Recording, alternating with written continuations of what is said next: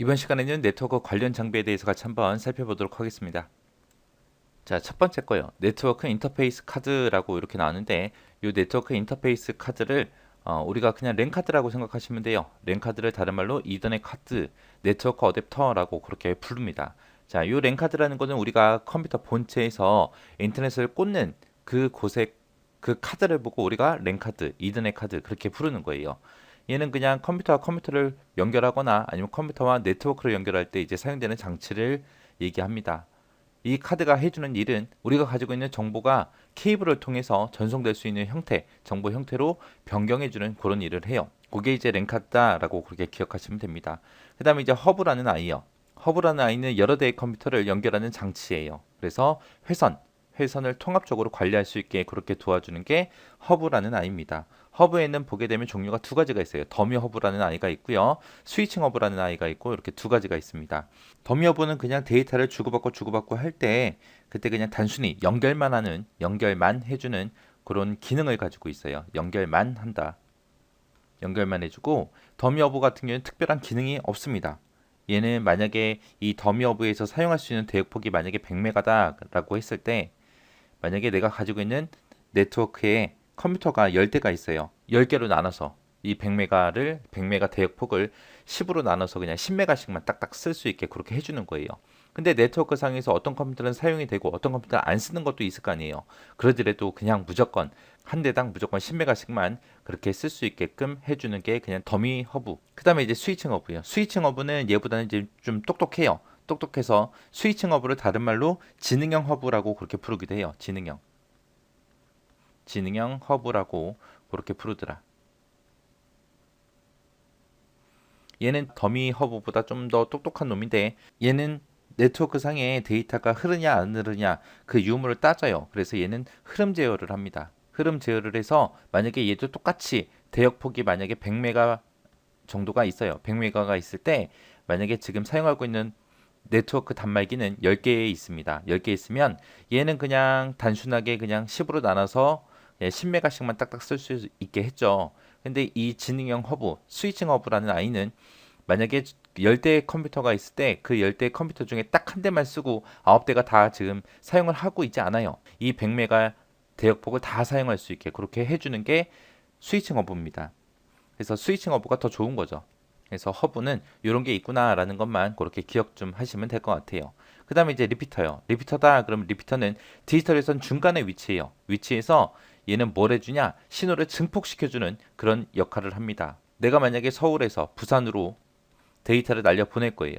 그때 이제 우리가 야구공 던지는 거 생각하시면 돼요. 내가 야구공 힘껏 집어 던진다고 해서 그 야구공이 지구 끝까지 날아가는 게 아니라 중간에 떨어지잖아요. 그죠? 그것처럼 우리 데이터도 서울에서 부산까지 던져주게 되면 그게 중간에 날아가다가 힘이 빠져서 떨어져요.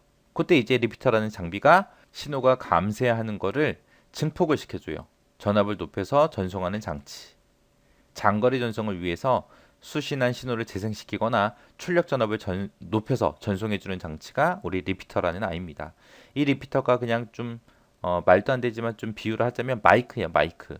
마이크를 쓰게 되면 좀 더 큰 목소리가 나오죠. 큰 소리가 나와서 멀리까지 이제 멀리 있는 사람들까지 내 목소리를 들을 수 있게 그렇게 도와주는 장비잖아요. 그죠? 그것처럼 리피터가 그런 역할을 하더라라고 그렇게 기억하시면 됩니다.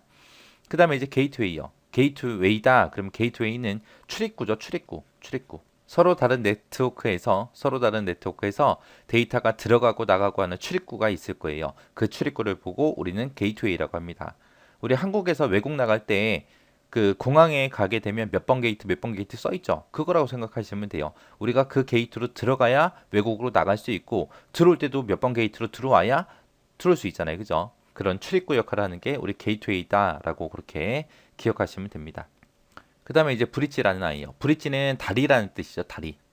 그래서 우리 여의도에 보게 되면 여의도가 섬이죠. 근데 여러 개의 다리로 전부 다 연결돼 있잖아요. 그죠?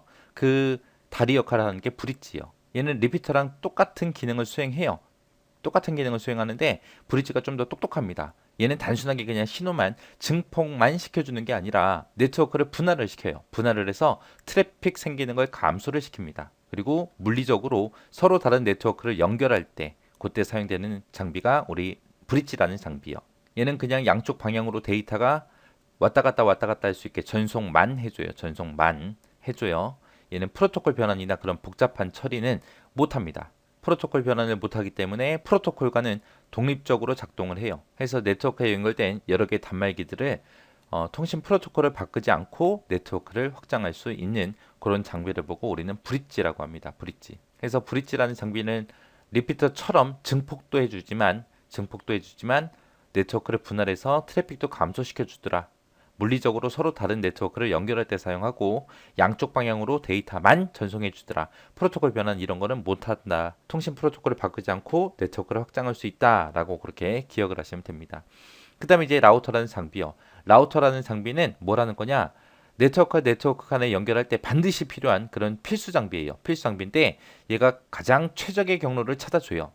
내가 만약에 서울에서 부산으로 가겠다라고 했을 때 우리는 차를 타자마자 내비게이션을 찍습니다. 내비게이션을 찍으면은 여러 가지 경로를 보여주죠. 뭐 최적의 경로다, 뭐 일반 경로다, 고속 경로다 해서 여러 가지 경로 보여주잖아요. 그게 라우터라고 생각하시면 돼요. 그래서 서울에서 부산으로 갈 때 가장 좋은 길, 가장 빠른 길, 그런 가장 최적의 IP 경로를 설정해 주는 게 그게 라우터라는 아이예요. 그래서 내가 가지고 있는 네트워크와 다른 네트워크의 연결점 어디로 갈지 그 연결점을 결정해 주는 그런 역할을 해줘요. 그리고 데이터들이 효율적으로 전송될 수 있도록 흐름 제어도 해줍니다. 그래서 어디가 길이 막히는지 어디서 트래픽이 생겼고 어디서 안 생겼는지 그런 거 따져서 가장 좋은 최적의 경로를 찾아주는 게 우리 라우터라는 장비요. 자, 여기서는 우리 시험 문제에 다 자주 나온다고 생각하시면 돼요. 이 네트워크 관련 장비는 무조건 나온다고 생각하시고 각각의 특징들 꼭 기억하시기 바랍니다.